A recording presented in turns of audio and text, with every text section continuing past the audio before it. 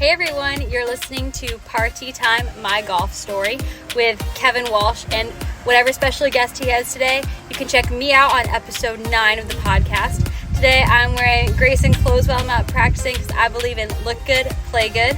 And follow me on Instagram, Sophia Warren Golf, and hope you enjoy the rest of the show. It's Party Time, My Golf Story, brought to you by Party Drinks. Classically designed golf drinks for golfers by golfers. And the golf real estate pros, Gene Walsh and Vince Visicaro. For your Southwest Florida real estate needs, check them out at suncoastdreams.com. Now here's your host, Kevin Walsh. Hey everyone, welcome to the podcast. Derek Smith is our guest from Downgrain Labs.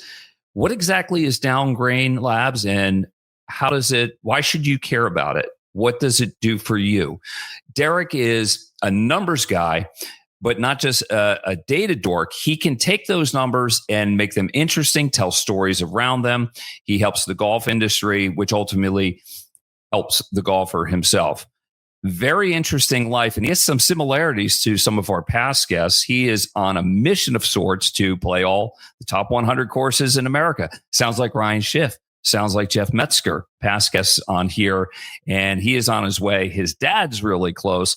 And aside from his work in the golf industry, he's also worked for Major League Baseball in the past. So he's a fascinating guy. But more than anything, we're going to talk about the 12-hole course. Are you seeing more and more of that? I got one popping up across the street from me at Lakewood National at Calusa Country Club. Is it a thing? I think it's a thing. And he's going to tell us why it's a thing and we should get used to it and probably fall in love with it, just like we do 18-hole golf. Big thanks to our title sponsor, Party Drinks. If you're looking for a drink alternative on the golf course and you're a little tired of drinking beer or you don't drink beer because the smooth swing kind of goes away. I mean, you may think of it as swing lube, but it sort of makes you fat. There's a better alternative, and it's better than the drinks named after times of day or hard seltzers. Party. If you do not have Party where you play golf, you're going to want it. So get in touch with the golf course staff and tell them we want Party here. Paradise Craft Distributors is an exclusive distributor of Party across the state of Florida and also available in New England. Big thanks to the golf real estate pros, Gene Walsh and Vince Visicaro from suncoastdreams.com. If you're looking for golf real estate in the greater Sarasota area, nobody better than Gene and Vince. There are some good opportunities at Lakewood National Golf Club and across the street at Calusa Country Club. And there's nobody better than them to take care of you. Won't you be my neighbor?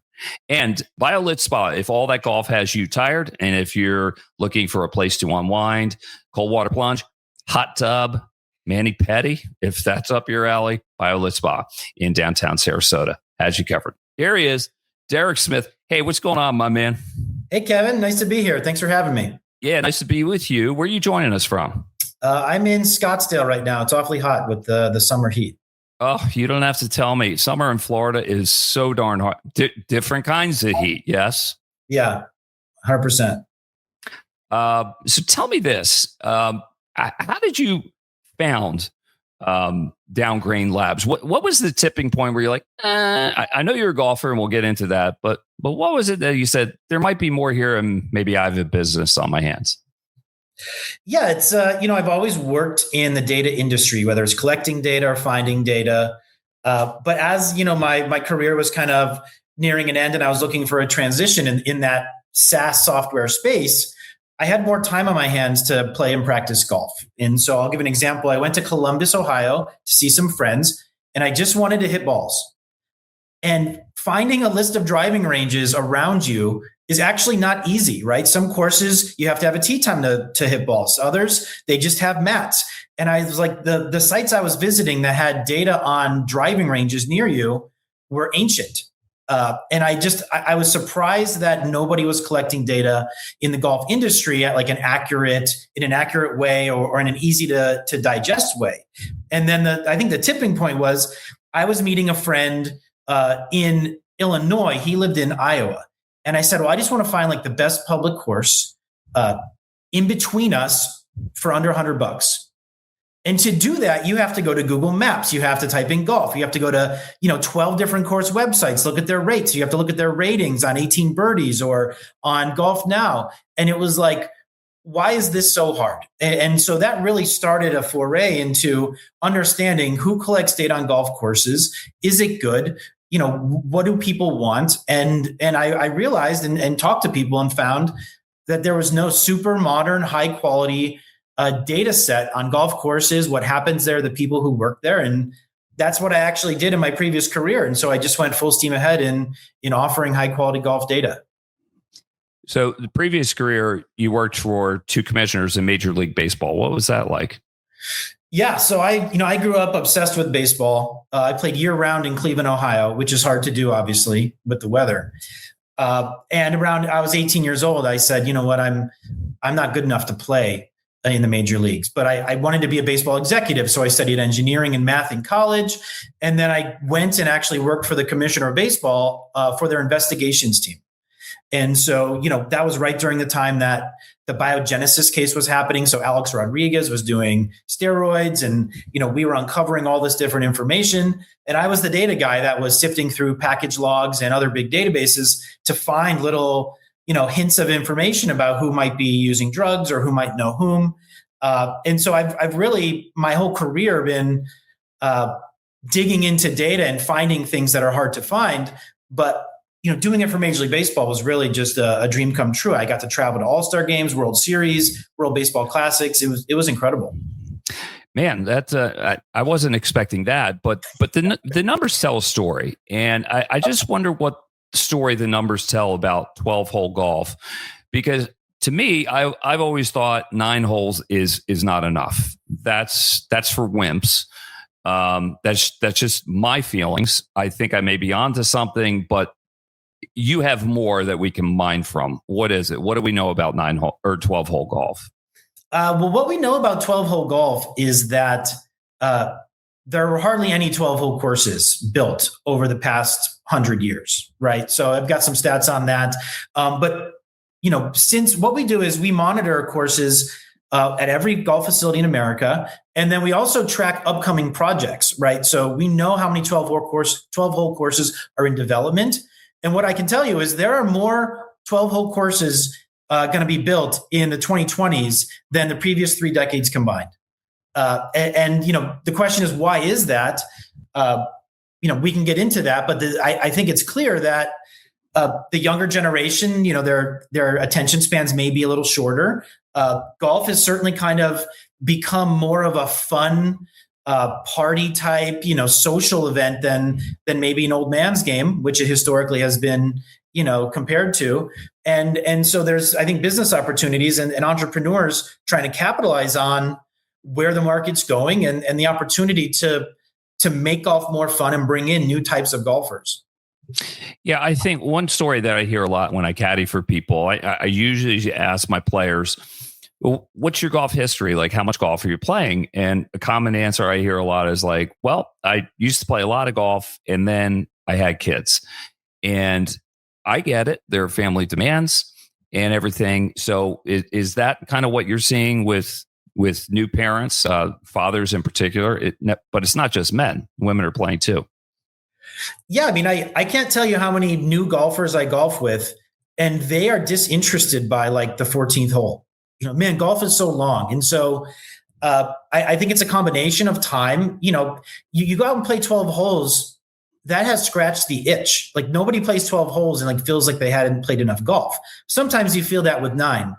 And so I think you're catering to different types of golfers. I think, it's getting harder for parents to be away from their kids. And so you're finding these amenities at clubs, and we're talking add-ons to like facilities with more than 18 holes, as well as dedicated 12-hole facilities. I think that's important to point out. You can go to Abandoned Dunes or Sand Valley and they'll have a 11 or 12-hole course for like, people when they come in the afternoon, they want to get a little round in before they have dinner. But we're seeing dedicated 12-hole courses. Like we're like, yeah, we have 12 and only 12. Those are being built and business plans are being built around these types of projects. Derek Smith is our guest here on Party Time, My Golf Story. He is the founder of Downgrain Labs. Party is brought to you by Party Drinks, the golf real estate pros of Gene Walsh and Vince Vizicaro from suncoastdreams.com and BioLit Spa in downtown Sarasota. Derek, we really shouldn't be surprised by this because the original course, if we go back in history, the old course was 12 holes before it was 18. Yes. So what's old is new. I mean, Shinnecock's the same way. Prestwick also, where the first Open Championship was, started as 12. And so, yeah, I mean, I think the history and how we ended up at 18 is a little murky. I think they just kept adding on to St. Andrews. But, there's any number of holes is fun, right? And I think the entrepreneurs and people building golf courses are trying to now say, if I have this footprint, what is the best way to maximize revenue and maximize enjoyment? And, if you have this tiny, dilapidated 18-hole course, is it smarter to make 12 fun holes, maybe with lights and an interactive technology-enabled range, with Top Tracer and beer and maybe party drinks, or am I just going to have this 18-hole course that's 5,200 yards? And so I think there's a lot of people figuring out how to maximize revenue and enjoyment at these facilities and better use of space. You mentioned lights. Is that going to be a thing? Is it a thing in the desert? Will we see more of that moving forward? I think so. There are definitely a few companies out there specifically trying to identify old courses that can start to generate revenue for many more hours in a day. I'm here in Phoenix. There's one over there by the airport that is really popular. And the hard part for these types of projects are you can't really have lights up all night in the middle of a residential neighborhood.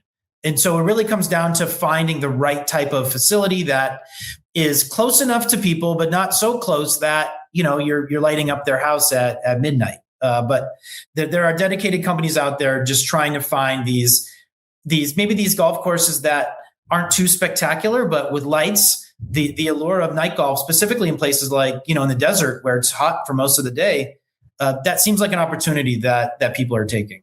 Yeah, it sounds like it'd be a good hang with your buddies. I mean, that's when I think I'd maybe take a cocktail out on the golf course at night. It seems a little bit more appropriate. And at the end of a long day, you feel like you've earned it and you can have a little something sweeter. What's your golf story? What's the backstory on that? When did you start and how much are you playing? Yeah, I was probably the kid that had clubs and played once a year until I was 18. Like I said, I was addicted to baseball. And so I kind of had the idea that golf would ruin my baseball swing. What I've learned as an adult, it's quite the opposite. Baseball essentially ruined my golf swing. So I've been fighting the over the top for quite a while. But the day I quit baseball, I went to my garage and picked up my clubs and went to the driving range and started getting lessons. And, since then I've just fell in love with the game. I like strategy. I like mental discipline. I like walking outside and I like challenging myself, and I'm competitive. And so I think it's a tremendous game. It's great for families to get together. I'm under a 5 handicap right now, and I don't know how much lower it'll ever get. So I'm enjoying, breaking 80 every now and then. But yeah, that's where I'm at. Man, you were telling my story when you said that baseball and golf wreck each other's swings. That was definitely the case for me. When I came back to play Little League, I was uppercutting everything, and it just I could never find the sweet spot between the two. So Tell me this: the top 100 courses in America. How far along are you in that journey? I've played 72 of them, and I'm also trying to do the world, which is an entirely different scale of challenge. But yeah, I've played most of them. It's a great father-son bonding process. So, going on these road trips with my dad, flying to Hazeltine or, Idaho to play these really amazing courses. I'm building memories that will last with me forever because, my dad's at 97. He's knocking on the doorstep, and it's been fun to follow it along with him. Yeah, that's cool. It sounds like Ryan Schiff's story, who was a previous guest, and it turns out there's a little overlap between you and Ryan and A Fool's Errand, his book that that aired just a couple of weeks ago here. What happened? Yeah. Well, I was trying to play a course in Illinois and had trouble getting on it. And I noticed that there was like a charity out there benefit and said, if you donate to this charity, a member at this club will take you out. And so we did it, my dad and I, and it happened to be Ryan Shipp was our host. And, we had a great time. I still keep in touch with him and this guy, Ben, that was in our foursome, and we exchanged texts. And, he mentioned he was doing the Pursue the Top 100. And so we had a lot in common. He's a big hockey guy. I'm a big baseball guy. But some of us just really like experiencing new golf courses. And it's always great when you get a host who's similarly minded as you. Yeah, somebody who gets it, understands. It's just like you don't have to say a lot. You just like, this is where I am, and they know exactly what you're talking about. And where you talked about the bonding with your dad, I think Ryan is trying to produce those similar bonds with his sons. Yep. And that's magical stuff. Tell me this: I'm seeing more and more places in shopping centers, simulator golf popping up. Does this have legs? I think it does. I think the whole market is shaking itself out right now. And so what I mean by that is I do think we're undercounting the number of indoor golf facilities in America. So I did an initial pass with data crawling and some manual research. And, if you Google how many indoor golf facilities are there in America, you're going to get 1,600, 1,800. I found a director that had 1,200. I'm at 2,800. Right. And so this includes everything from the private clubs that you kind of get 24/7 access to. They could be unmanned. You just kind of swipe your card and go in. But then there's also the ones where you just book a bay for $40 an hour. Right. There's like lots of different types of indoor golf facilities. But what we're finding is golf is hot, and people who love golf love to build these things up and open up a simulator location in a strip mall. What I'm also finding is they're closing pretty frequently, right? And so tracking indoor golf facilities has actually become a much harder thing for me than tracking 14,000 actual green grass outdoor golf facilities. And so I think what we're finding is, like, in the right markets where there's a huge demand for golf, these places will have sustained success. I think, when you're just kind of a golf fanatic and you throw a TrackMan in a strip mall and, hope your friends and other people will come without a real business model behind it, I think you're going to struggle to generate a profit. Well, that would lead me to think that you have to have more than just the golf. If you're at the simulator place, you have to have the hang. Yes? Yeah. I mean, unless you're like super performance driven, in the Bay Area, there's a couple of places like this where it's like super golf improvement. There's enough people around your metro area who like are obsessed with, their face angle, but I think where the revenue is and the sustained business success, it's at marrying the social aspect, the event hosting, the conferences, the employee appreciation events with alcohol, with fun and food, and really, a low pressure, fun version of golf.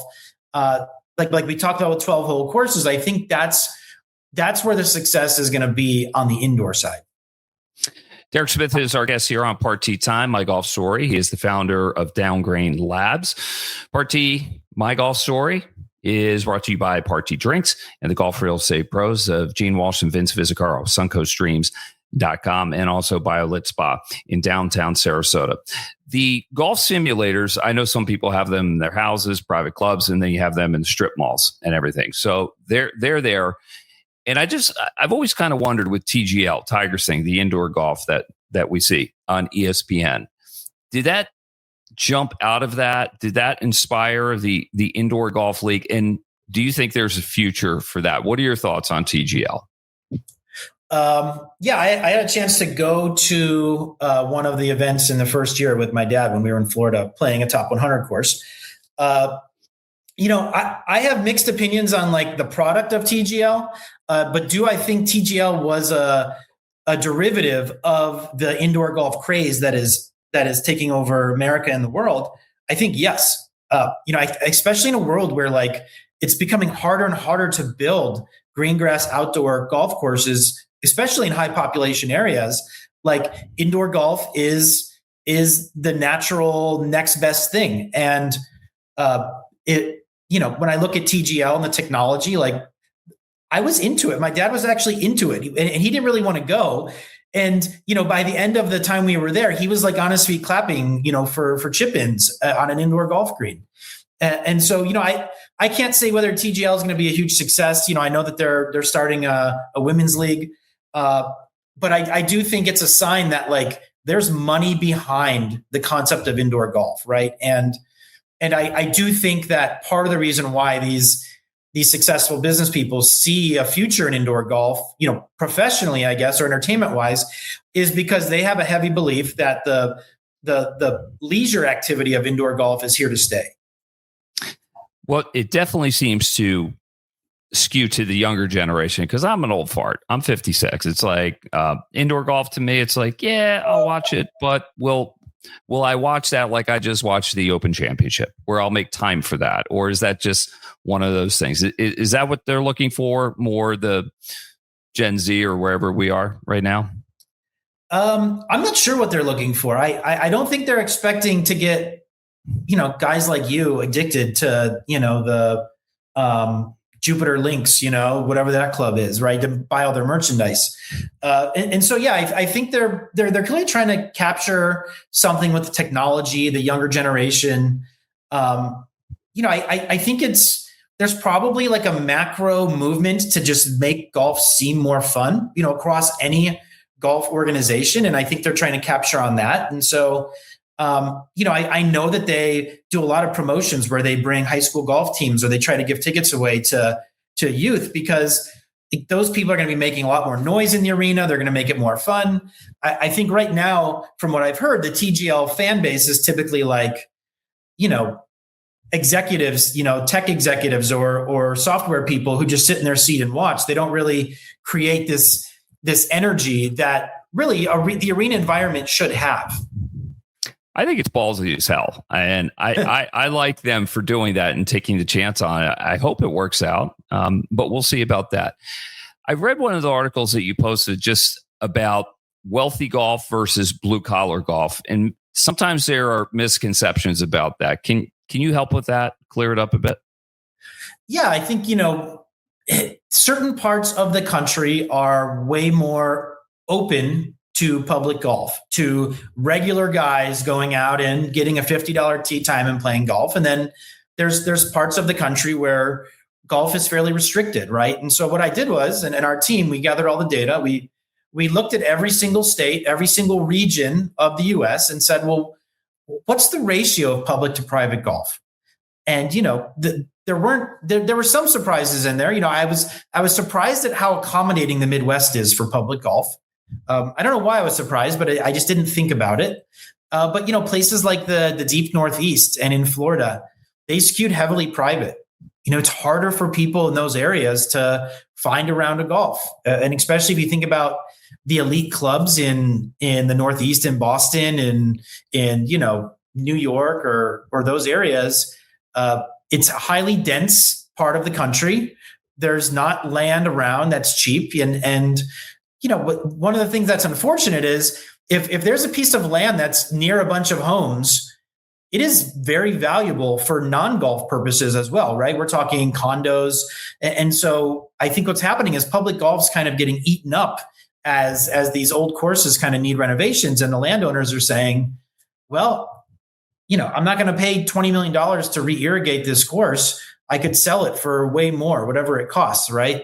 And so private clubs have a different revenue model than public clubs. And unfortunately, if you live in Boston, playing public golf is a lot harder than doing it in, Grand Rapids, Michigan.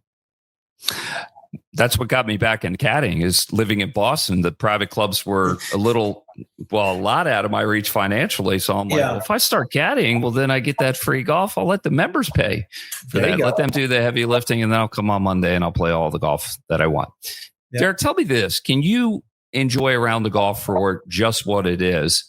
And the reason I ask that is because as an industry insider, I imagine maybe you're looking around, checking things out, and maybe the noodle's working a little too much, or do you separate the job from just the joy of when you go play golf? I largely separate it, but I'm always scouting to see what golf courses have in terms of like amenities, in terms of what they buy, right? So my company like sells data on golf courses so that whoever sells to golf courses knows who to reach. And golf courses buy tons of stuff. And, you know, I've learned so much in this business about how much golf courses spend money. And so it's hard for me when I'm sitting around a clubhouse to not notice that, oh, wow, they're selling this. I wonder if they need data, you know, or, oh my gosh, there's a company that actually is like Uber Eats for the golf course, right? So you can get food delivered to you on the 13th hole. It's like, I wonder how they reach golf courses, right? So it always creeps in my head that there are more companies than you think trying to sell products to golf courses. And so I can never be 100%, focused on shooting my score anymore.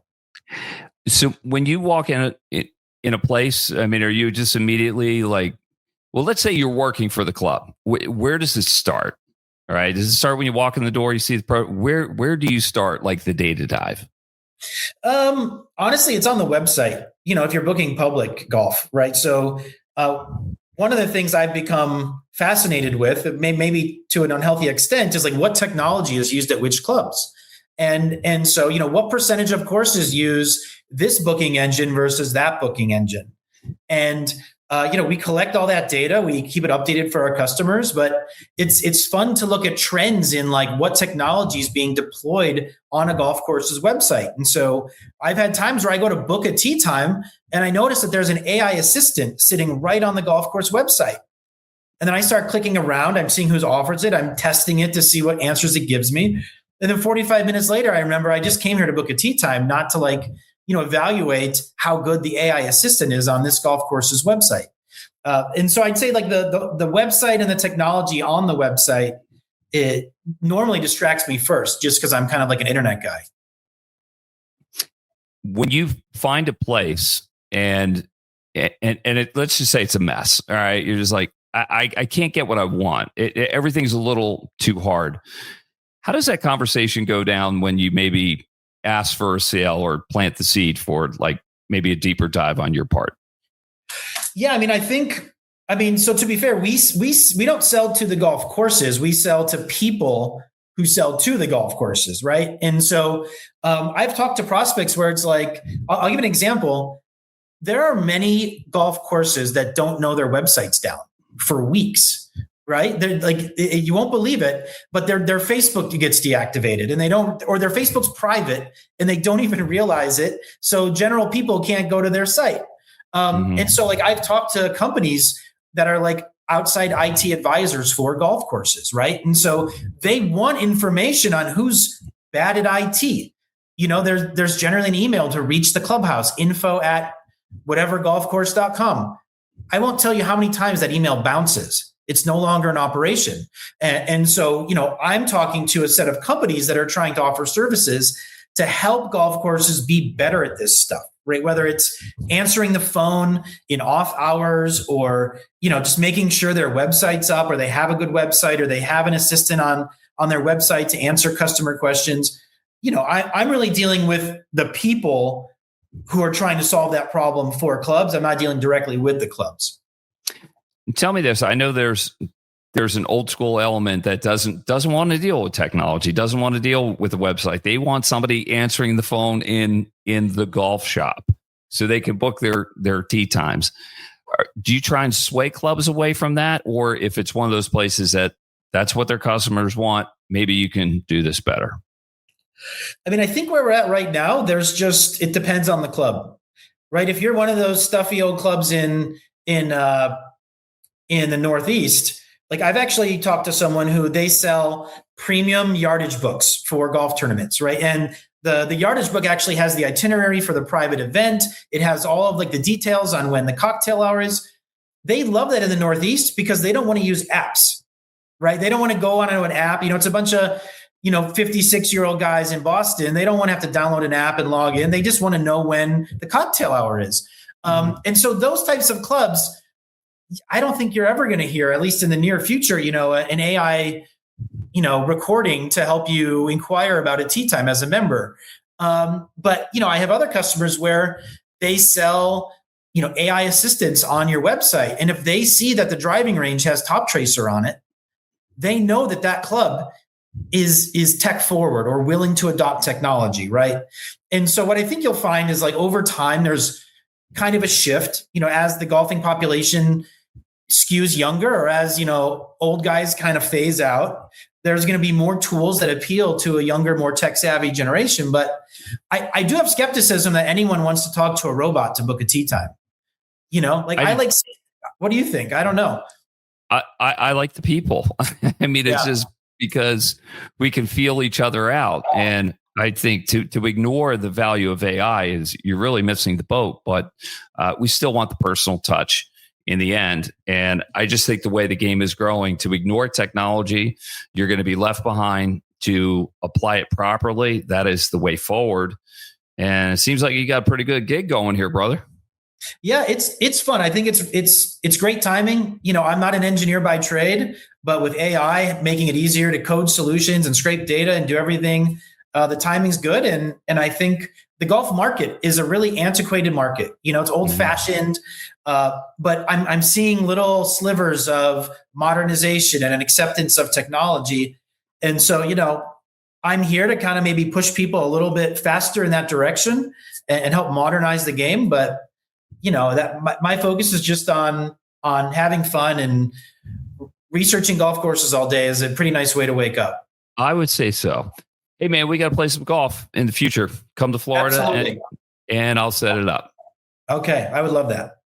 Derek Smith has been our guest here on Party Time. Check him out at www.downgrain.com. Did I get that right, Derek? Yeah, you got it. Perfect. All right. He'll get you all set up. Big thanks to Party Drinks, the title sponsor of Party Time, My Golf Story. If you don't have Party at your golf course, get in touch with Paradise Craft. And the Golf Real Estate Pros at suncoastdreams.com. Vince Vizzacaro and Gene Walsh. Good time to buy, especially in the Sarasota area. And if all that golf has you tired out and mining through all that technology that Derek provides, go to BioLit Spa in downtown Sarasota and unwind. For Derek Smith, I'm Kevin Walsh. We'll see you again next time on Party Time, My Golf Story. You've been listening to It's Party Time, My Golf Story, brought to you by Party Drinks. Classically designed golf drinks for golfers by golfers, and the golf real estate pros Gene Walsh and Vince Vizzacaro. For your Southwest Florida real estate needs, check them out at suncoastdreams.com or call 941-220-4000.